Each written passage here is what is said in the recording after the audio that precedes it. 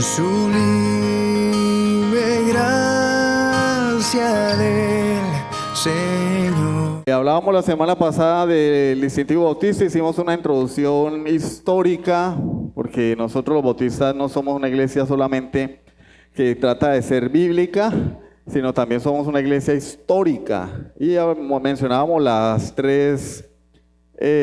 tres supuestos orígenes o las tres teorías respecto al origen de la iglesia bautista, y decíamos en primer lugar que era el origen ¿qué?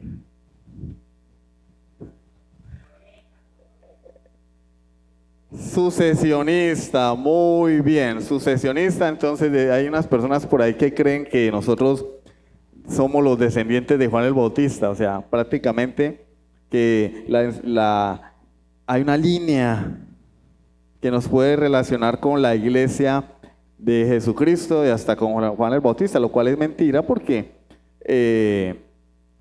eso se perdió con el tiempo. La iglesia pues se corrompió en el siglo V, surgió el catolicismo romano y aunque Dios preservó ciertos grupos, pues no podemos trazar una línea directa para atribuirnos ser la iglesia o única iglesia verdadera, ¿no? Eso, y además pues eso fue desacreditado a través de en los últimos años con los estudios históricos, ¿sí? Ya se echó por tierra eso. El segundo origen era el origen anabaptista, entonces se nos relaciona mucho con los anabaptistas. Si bien es cierto, al comienzo sí fue así, cuando John Smith conoció en Holanda a los anabaptistas en el siglo XVII.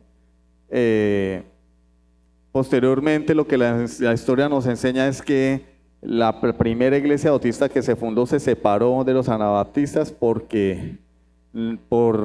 desacuerdos y de hecho los condenaron a los anabaptistas. Y el tercer origen es el origen puritano, es decir, hubo en el seno de la iglesia anglicana en el siglo XVII, hubo dos ramas, los separatistas y los no separatistas. Los separatistas fueron de donde salió John Smith, que fue a Holanda, se relacionó con los menonitas, murió. Después Thomas Helwys, que era su compañero, volvió a Inglaterra con los bautistas que le siguieron y allí fundó la primera iglesia bautista de corte general, arminiana, porque los anabaptistas, en este caso los menonitas, son arminianos. Entonces su origen es en Holanda. Pero nosotros venimos de los no separatistas, o sea, los puritanos en la iglesia anglicana no deseaban separarse, sino deseaban reformar la iglesia. Y tuvieron que salir porque fueron expulsados, perseguidos, censurados. Y de allí es de donde venimos nosotros, de un grupo que se deriva de la iglesia puritana, congregacionalista, que posteriormente un hombre llamado John Lathrop se separó y fundó la primera iglesia bautista reformada de corte calvinista por nuestra herencia puritana. Es decir, nosotros venimos de los puritanos. No tenemos históricamente ninguna relación con los bautistas generales o arminianos, como muchas veces se ha hecho pensar, que es que nosotros fuimos un grupo que se separó de los bautistas generales porque vino el diablo y nos lavó el cerebro con las doctrinas de Calvino. No, nada que ver. Venimos del puritanismo y el puritanismo es calvinista doctrinalmente. Entonces por eso tenemos una herencia calvinista y bíblica, ¿no? Porque ya hemos dejado claro que lo que el calvinismo enseña no lo inventó Juan Calvino ni sus seguidores, está en la Biblia.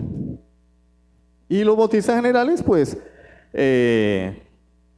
emigraron a Estados Unidos, se fueron hacia el norte, a las colonias del norte, y fundaron lo que se llama la Convención Bautista del Norte, y los bautistas de corte calvinista emigraron a Estados Unidos también y se asentaron hacia el sur y fundaron lo que se llama la Convención Bautista del Sur. Es decir, de allí es donde venimos nosotros, de los bautistas del sur.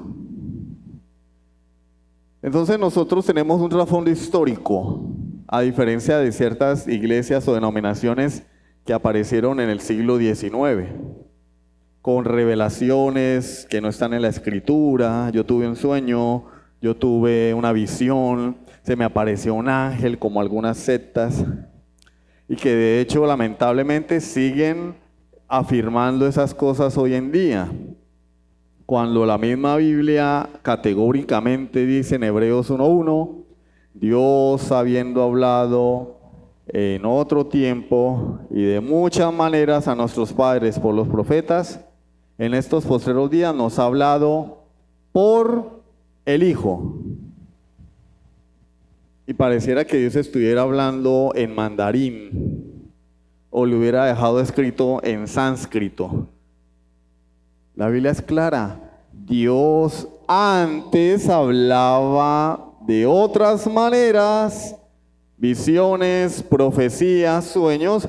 En estos postreros días nos habla por su Hijo, a quien constituyó heredero de todo y por medio de quien asimismo hizo el universo. Entonces nosotros entendemos a la luz de la Escritura que no hay revelación fuera de la Biblia. El Señor me está diciendo que alguien aquí tiene ganas de ir al baño. No. Pues obvio que va a haber alguien que tenga ganas de ir al baño, no es que está haciendo clima frío. Habrá alguien que haya tomado mucha agua y tenga ganas de ir al baño. Alguien comió algo pesado anoche tal vez y tenga ganas de ir al baño. Eso no quiere decir que yo tenga poderes de el don de la revelación, ¿no? Lo que quiere decir es que soy un farsante, que quiero atribuirme poderes que no tengo. Me quiero parecer a Goku. Todos quieren ser Goku hoy en día. No, la revelación está en la Biblia, en la Escritura. Entonces, nosotros los bautistas particulares tratamos de ser lo más consecuentes posibles con la Escritura y también podemos afirmar que somos una denominación histórica, tenemos una historia. Decíamos que hay tres cuestiones que doctrinalmente los bautistas particulares profesamos. Primero, el concepto de la iglesia. Segundo, el gobierno de la iglesia. Y tercero, las ordenanzas o sacramentos, dependiendo de qué punto de vista lo miremos. Si somos presbiterianos, sacramentos; si somos bautistas, pues son ordenanzas. Lo que pasa es que muchas veces utilizamos literatura presbiteriana para fundamentarnos porque pues hay grandes teólogos presbiterianos. En primer lugar vamos a hablar del concepto de iglesia. ¿Qué es iglesia? ¿De dónde salió eso? ¿Quién se inventó la iglesia? ¿Habían pensado alguna vez en eso? No, pues a mí me invitaron para la iglesia y pues como yo antes iba a la iglesia católica, entonces pues me invitaron a una iglesia evangélica y allá hay un poco de gente que se reúne los domingos y el pastor le saca plata. ¿Será su iglesia? Bueno, vamos a ver según la Biblia qué es la iglesia.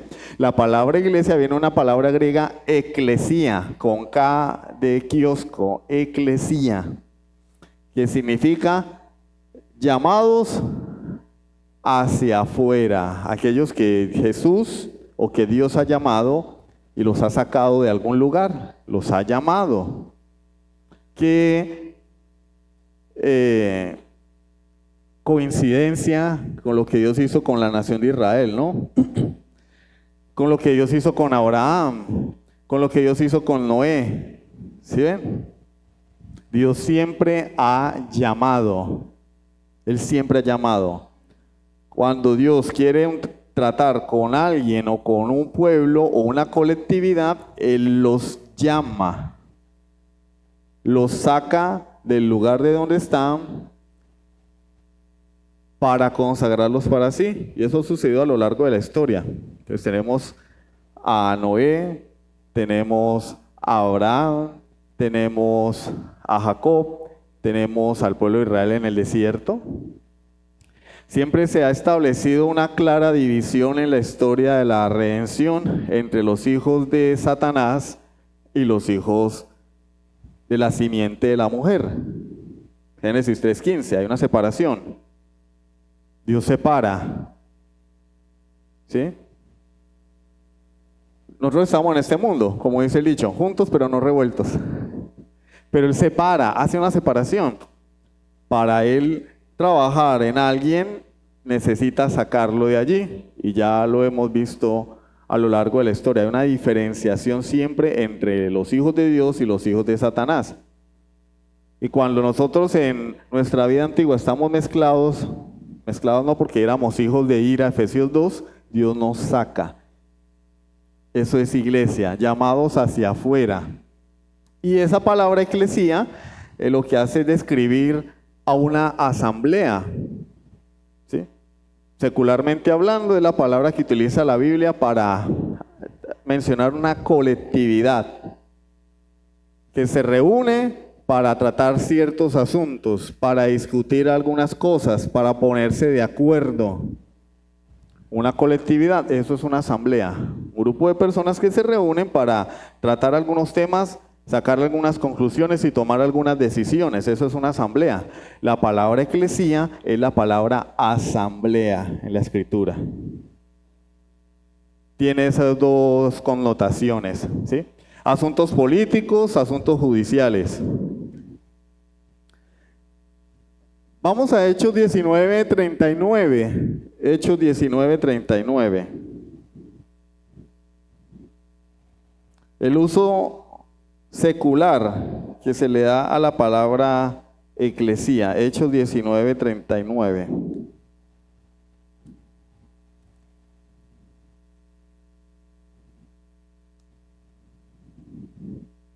Hechos 19:39. Allí hubo un problema en Éfeso porque pues Pablo llegó a predicar el evangelio y Éfeso era una de las cunas de la idolatría. Se adoraba a la diosa Diana, que es la hermana gemela de la Virgen María. ¿Sí? Y allí la gente se levantó y hubo un alboroto allí. Dice la palabra de Dios que intervino un hombre llamado Alejandro y dijo las siguientes palabras: y si demandáis alguna otra cosa, en legítima asamblea se puede decidir. Literalmente en legítima eclesía. Ya, bueno, no vamos a agarrar aquí a pelear, dejemos el alboroto, vamos a hacer una reunión. Hagamos una asamblea y tomamos una decisión, pero aquí con alborotos y pleitos no vamos a lograr nada. Pero se utilizó la palabra eclesía. Nehemías 5:7. Nehemías capítulo 5, versículo 7. Se utiliza la misma palabra. Hermano, pero es que el Antiguo Testamento fue escrito en arameo. Sí, pero la traducción al griego, la Septuaginta, utiliza la palabra eclesía. Por si las moscas, ¿no? Nehemías 5:7. Entonces lo medité y reprendí a los nobles y a los oficiales y les dije: exigís interés cada uno a vuestros hermanos, y convoqué contra ellos una gran eclesía, una gran iglesia, una gran asamblea. Entonces, por el momento lo que podemos deducir así, usando nuestro raciocinio, es que una iglesia es un grupo de personas, una colectividad que son llamados para reunirse, para hacer algo, ¿sí o no? Para hacer algo. Y coincide, o tiene mucho que ver con Marcos 3, del 13 al 14, donde el Señor llama a sus primeros discípulos. Marcos capítulo 3.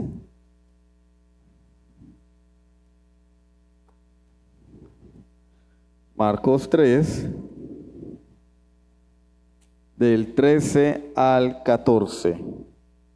Después subió a un monte y llamó así a los que él quiso. Así está separado porque no es que lo llamó de esa manera, sino que lo llamó hacia él mismo. No hay que hacer una diferencia. Después lo escriben pegado y no. Lo llamó así o hacia él.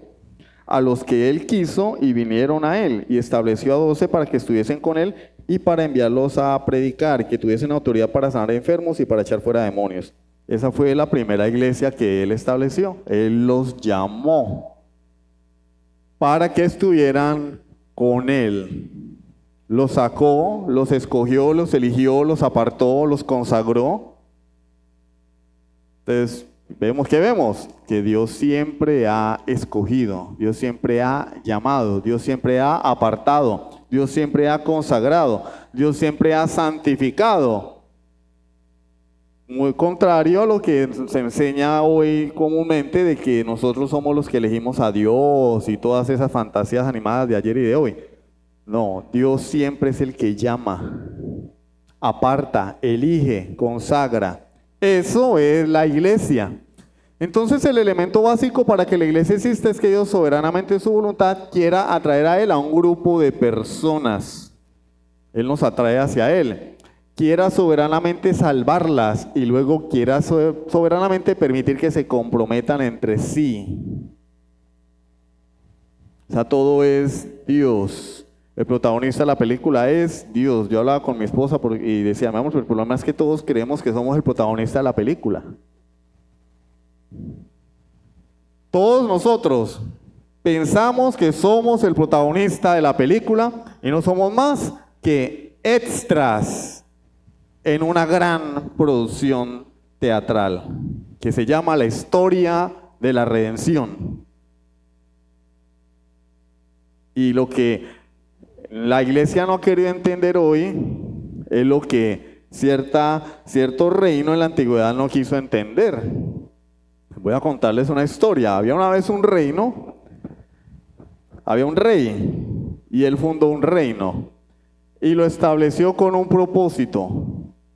Estableció ese reino con el propósito de que ese reino fuera su embajada en la tierra. Es decir, todas las naciones que quieran conocerme a mí van a tener que mirar a ese reino. Y yo me voy a dar a conocer a través de ese reino. Yo soy un justo, soy un rey justo, soy un rey santo, un rey misericordioso, un rey bueno, un rey que provee, un rey de gracia, un rey poderoso. Entonces todo aquel que me quiera conocer tiene que mirar a mi reino. Pero ¿qué sucedió con el reino? El reino, en lugar de diferenciarse de los demás y ser esa embajada de este rey, lo que hizo fue igualarse a sus camaradas. Y en lugar de ser diferente para que ellos vinieran, se hizo igual a ellos. Por lo tanto, ese reino fue desestimado y desechado. Y el rey prosiguió a su siguiente etapa. Dijo, ahora mi reino no va a ser un reino terrenal, va a ser un reino espiritual. En el reino terrenal había la posibilidad de que las personas identificaran a un súbdito del reino. Por ejemplo, nosotros vamos a Islandia y nadie nos va a creer que nacimos allá. Yo soy ciudadano islandés. No, mijo, usted es más motilón, chipcha, muisca, tairona, no, que islandés ni que nada, ¿no? Nosotros los latinos, los hispanohablantes, en cualquier lugar del mundo, ya saben de dónde venimos. Este reino terrenal tenía características que lo diferenciaban de los demás reinos. Y por eso era muy difícil que un reino extranjero o un ciudadano de otro reino dijera, no, mire, yo pertenezco a ese reino. Era muy difícil.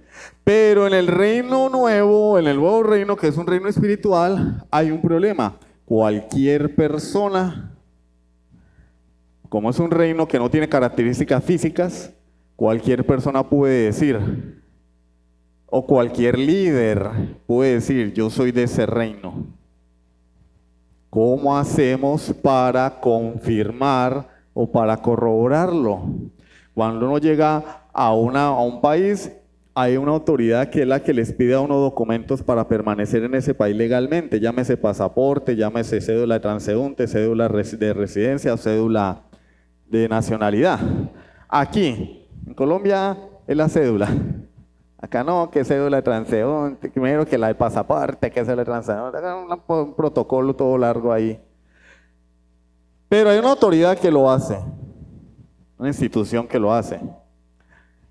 En el reino espiritual, ¿quién hace eso?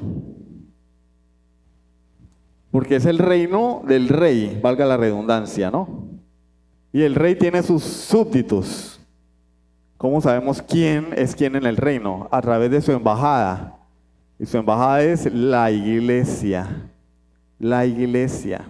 Israel como nación falló en su propósito, porque a Israel fue llamada no como un fin en sí mismo. ¿Cuál era el propósito de Israel? Ser la cabeza de las naciones, gobernar la tierra. No, el propósito de Israel era que de él viniera el Mesías. No más. Pero Israel se metió en una película, se vio un video que los ángeles no lo habían visto y dijo, no, yo soy la nación más grande, somos los elegidos de Dios, aleluya, somos el pueblo, la niña de los ojos de Dios. Y olvidaron su propósito y cuando vino su rey, ¿qué hicieron? Lo mataron. Y él dice en Mateo 26, el reino será quitado y dado a otros que produzcan los frutos. Le fue quitado. ¿Cuál es el propósito de la iglesia? El mismo, revelar al rey. Y la iglesia es el reino espiritual de Dios. Antes era un reino nacional, terrenal. La iglesia es el reino espiritual de Dios. Tiene súbditos, tiene miembros, tiene ciudadanos. ¿Quién pide cédula de ciudadanía en el reino espiritual de Dios? La iglesia. Pero la iglesia debe entender que no es un fin en sí misma. Nosotros no somos un fin en nosotros mismos, es decir, nosotros no somos los protagonistas de la película. Porque venimos de ciertas congregaciones donde se nos infló el ego, que no, que tú eres lo máximo, tú eres, es como tú no hay nadie, Superman te queda en pañales, Goku es un paralítico al lado tuyo, tú eres lo más maravilloso. Ah, sí, mire, somos la iglesia, somos el pueblo de Dios. No somos un fin en nosotros mismos, el fin es Cristo. Y la revelación bíblica es cristocéntrica. La historia de la redención es cristocéntrica. Totalmente desde Génesis 1 hasta Apocalipsis 22 es Cristo. Todo tiene que ver con Cristo. Entonces el reino terrenal fue desechado porque no entendió el propósito. La iglesia hoy no entiende el propósito. Los creyentes piensan que la iglesia es un lugar a donde venimos para que el pastor nos atienda. ¿Sí o no? Como dice el programa, dejémonos de vainas. ¿Sí? El pastor no me ha ido a visitar, el pastor no me saludó, tengo problemas, el pastor no me ha dado una cita. No. El propósito de la iglesia no es ese. El propósito de la iglesia es revelar a Cristo. Hablo de la iglesia, los verdaderos creyentes elegidos por Dios. Venga, en la iglesia, ¿por qué no dan mercados?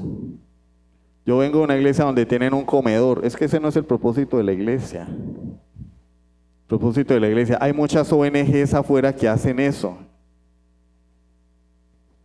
Muchísimas.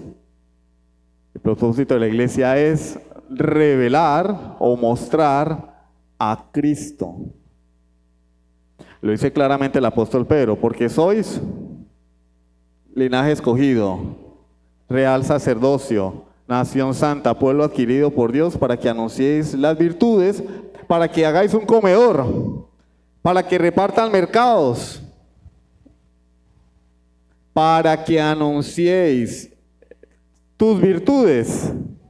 No, las virtudes de aquel que nos llamó de las tinieblas a su luz admirable. Nosotros estamos es para mostrar a Cristo, no mostrarnos a nosotros mismos, ni nuestras virtudes, ni lo lindo que soy yo, ni mucho menos tampoco lo muy buena que es nuestra denominación.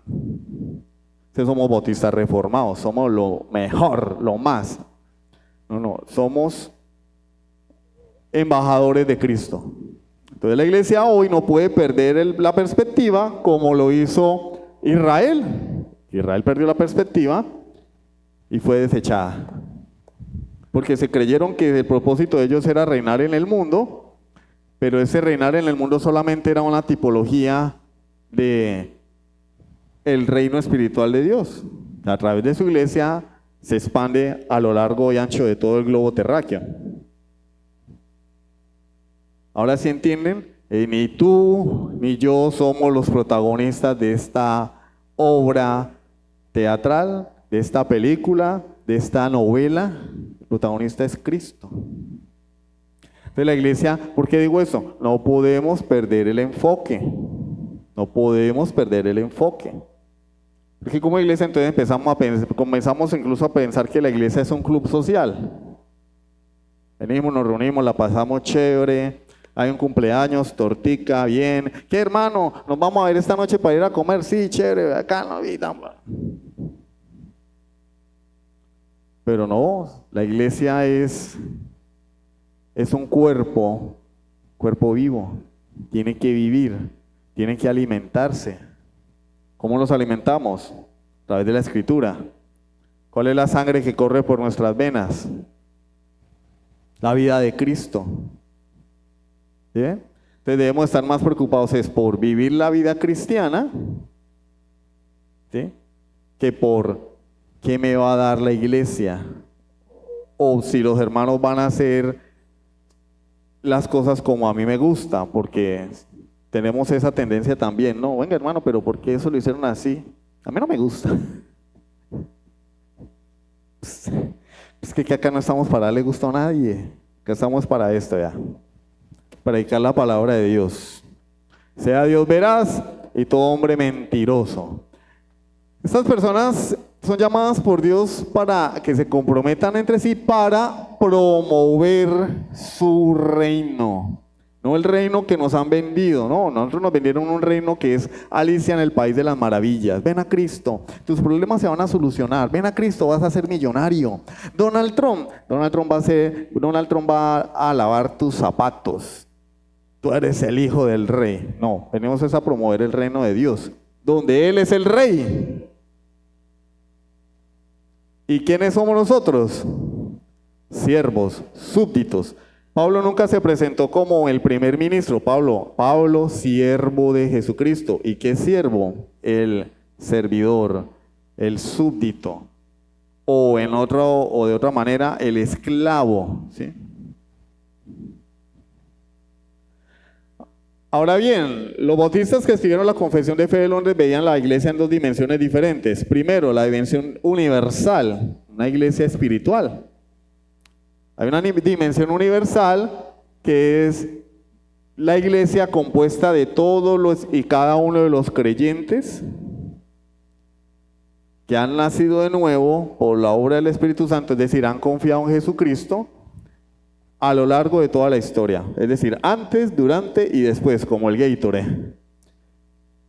Desde la fundación del mundo hasta hoy.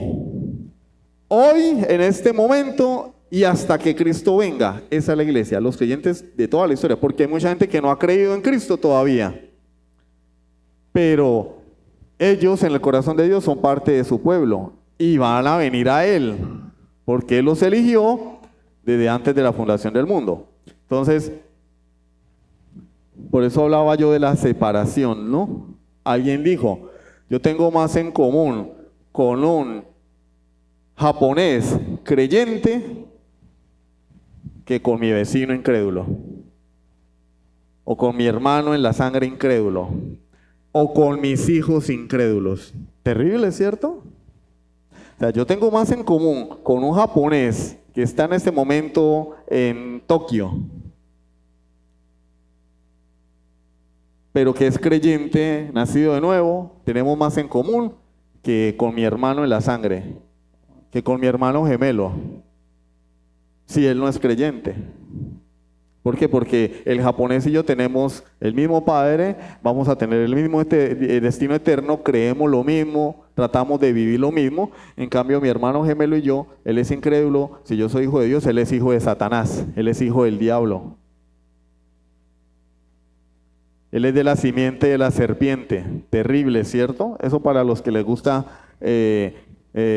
andar mucho con sus amigos inconversos. No, no, es que mis amigos y mis amigos. Ah, sí, bueno, pues no has entendido lo que es separación y no has entendido lo que es iglesia. No lo has entendido. No es que mi mejor amigo es creyente. No, no has entendido.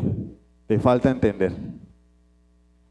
Hay una dimensión local también, que es ¿cuál? La iglesia local. Pues como yo pertenezco a la iglesia, hay personas que son avispadísimas, deberían estar en la NASA.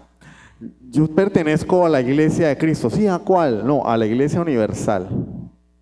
Yo no me congrego porque las iglesias están llenas de gente hipócrita. Y alguien dijo, ven, hay espacio para uno más. Las iglesias están dañadas. Yo pertenezco a la iglesia universal. Bueno, pues ¿dónde queda? ¿Con quién te congregas? ¿Quién es tu pastor? ¿A qué autoridad te sometes? ¿Con qué hermanos tienes comunión? ¿Dónde puedes practicar el amor que ordena la Biblia? Orar los unos por los otros. ¿Por quién oras? Soportados los unos a los otros. ¿A quién toleras? Llorad con los que lloran, gozaos con los que se gozan. ¿Cómo practicas eso? Todos los mandamientos que están registrados en el Nuevo Testamento, ¿cómo los pones en práctica? ¿A través de la internet? Porque hoy hay iglesias virtuales, ¿sí sabían? Hay iglesias virtuales, hay personas que enseñan a través de la internet y uno investiga a qué iglesia pertenecen, a ninguna, y tienen miles o millones de seguidores. ¿Cuándo hacen los cultos? Virtualmente. Eso no es iglesia, eso es una caricatura. Y por muy buena sana doctrina que tenga esta persona, tiene una eclesiología torcida. No entiende que Dios nos ordena a ser parte de una iglesia local. Hermano, ¿y eso en qué parte de la Biblia está? Bueno, eso es lo que vamos a ver. Pero primero vamos a la Confesión de Fe de Londres de 1689. Confesión de Fe de Londres de 1689, capítulo 26, párrafo 1. Ese es el capítulo de la iglesia. Entonces, ¿qué dice? La iglesia católica o universal, que con respecto a la obra interna del Espíritu y la verdad de la gracia, puede llamarse invisible. Sí, porque no la vemos. ¿Dónde queda la iglesia universal? Todos los creyentes del mundo son el cuerpo de Cristo. ¿Dónde está? ¿Cómo lo veo? ¿Dónde lo toco? ¿Cómo saco cita con el cuerpo de Cristo? No, es invisible. Se compone el número completo de los elegidos que han sido, son o serán reunidos en uno bajo Cristo. Cuando Cristo, todas estas personas se arrepienten, son unidos a Cristo. Cuando Cristo venga, va a venir por estos creyentes.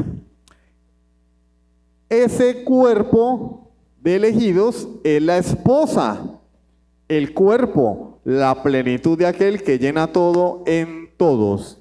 Hermano, ¿y por qué ahí dice iglesia católica? Católica o universal, porque la palabra católica o católico significa universal. Y entonces pues esa palabra no fue robada, ¿cierto? Durante la historia, y nosotros dejamos de utilizarla lamentablemente porque esto habla de nuestra fe. Todo verdadero creyente es católico. No hablo de la iglesia romana que se sujeta al Papa, que por cierto nuestra confesión de fe, si ustedes leen el párrafo 3, dice que él es el anticristo. ¿Cómo la ven? Los redactores de la confesión de fe no tuvieron miedo de enfrentarse a la máxima autoridad política y religiosa de la época. No les tembló la mano. Les voy a leer. La cabeza de la iglesia es el Señor Jesucristo, párrafo 4, perdón, en quien por el designio del Padre todo el poder requerido para el llamamiento, el establecimiento, el orden, el gobierno de la iglesia está suprema y soberanamente investido.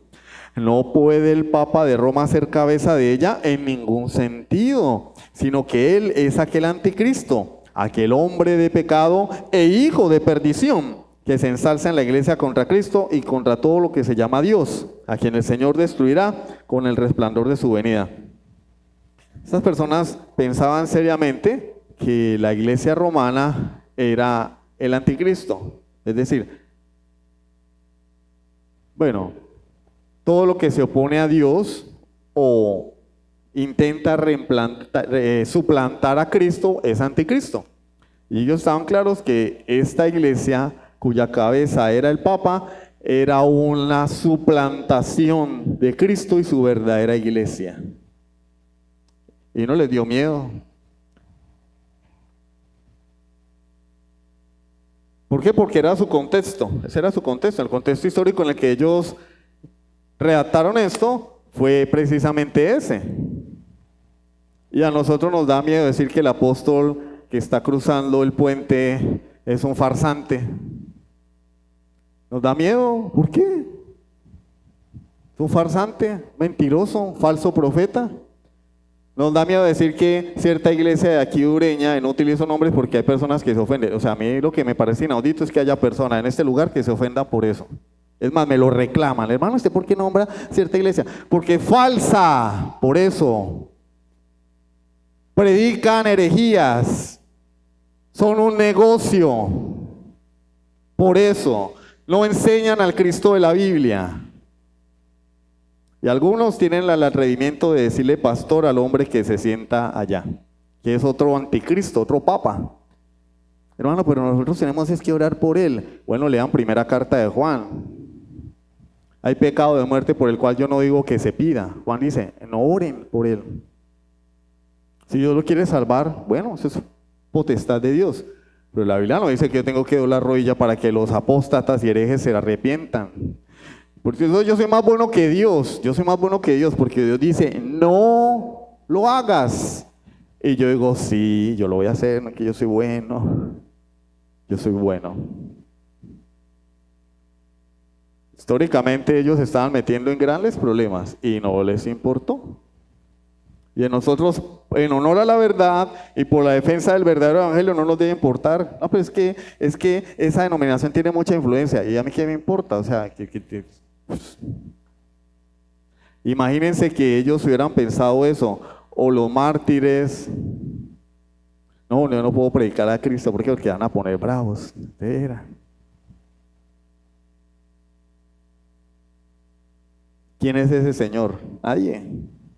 Cuando se muera, no va a flotar. Se lo van a comer los gusanos igual que a nosotros. No es Superman. Superman solo hay uno. Y Goku también. Solo hay uno. Después de ellos dos, nadie. Todos somos mortales. Continuemos. Párrafo 2. Todas las personas en todo el mundo que profesan la fe del Evangelio y obediencia a Dios por Cristo conforme al mismo, es decir, conforme al Evangelio, que no destruyan su propia profesión mediante errores fundamentales o conductas impías, son y pueden ser llamados santos visibles. Y de tales personas, todas las congregaciones locales deben estar compuestas. Mire que dice que todas las personas en todo el mundo que tienen claras las doctrinas fundamentales. Hermano, mire, pues es que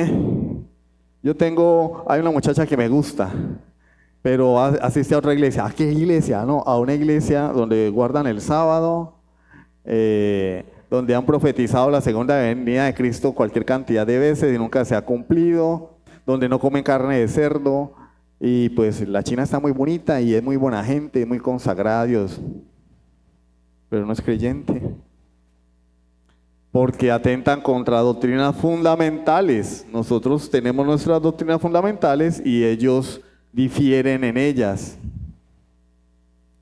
guardan la ley. Y nosotros tenemos la salvación solamente por la fe como una doctrina fundamental.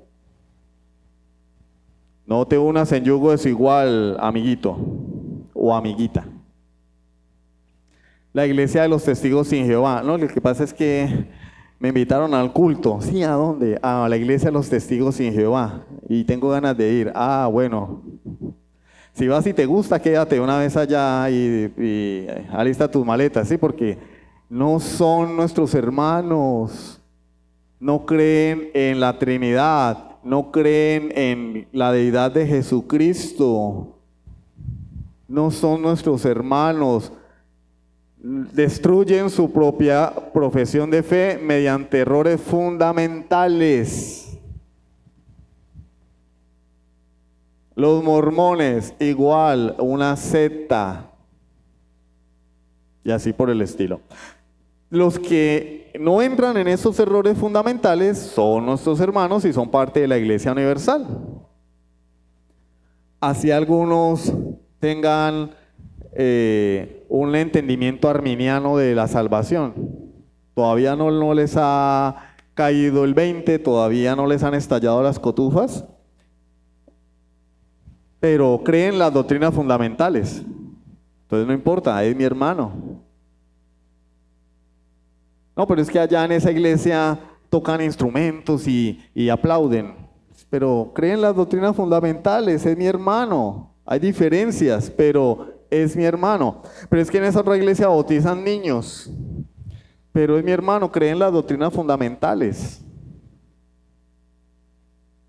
Pero los que no creen las doctrinas fundamentales, no. Dice la confesión que de esas personas todas las congregaciones locales deben estar compuestas. Ahora bien, ¿qué pensaban los bautistas de la iglesia local? 1. Vamos a ver este punto A y dejamos hasta ahí. Los bautistas creían en una iglesia local con una membresía definida. Preocupante cuando un supuesto creyente no tiene ningún interés en pertenecer a una iglesia local. Eso es síntoma de que o no es creyente o está más perdido que el hijo de Limber. Es decir, hablo de perdido no en el infierno, sino perdido aquí, no entendido que la iglesia, la Biblia, manda a que todo creyente debe pertenecer a una iglesia local. Y aquel que no tiene esa inquietud, tiene nublado el entendimiento. Hay personas que dicen, no, yo no necesito pertenecer a una iglesia local, no, como estoy bien. Claro, eso es como cuando uno se va a vivir con la mujer, como una canción, sin compromiso. Pero miren, papelito habla, papelito habla. Hermano, me gusta su moto, véndamela, listo. Un ejemplo, 4 millones de pesos, tenga, llévesela. ¿Qué es lo primero que hace la persona? Papeles. Yo le digo, no, tranquilo. ¿Para qué nos vamos a atar? Hagamos el negocio sin ataduras. Vivamos la vida, seamos felices y miramos a ver qué pasa en el camino. Somos inteligentes para hacer los negocios, ¿cierto? No, hágame los papeles. Alguien me dijo a mí, valen más los papeles que el mismo carro o que la misma moto. Primero los papeles. ¿Y por qué para la iglesia no? No, yo quiero venir ahí tal y la cosa chévere, bacano. Yo quiero asistir nada más, ahí voy a los cultos, aprendo. Así nomás. Como dos personas que fornican y se van a vivir juntos. Y no se casan porque no quieren ataduras.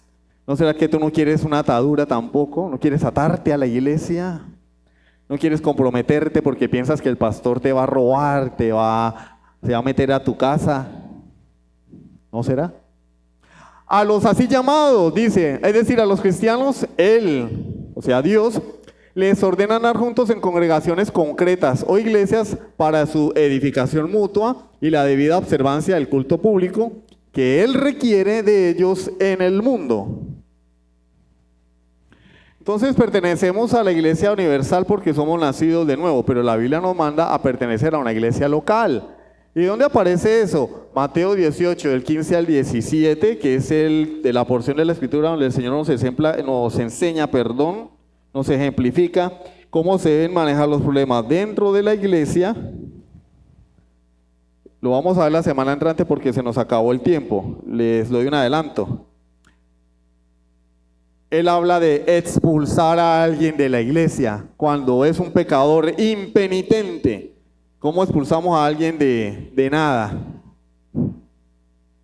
¿Cómo expulsamos a alguien de la nada? No, yo vengo acá a la iglesia. No, entrada libre.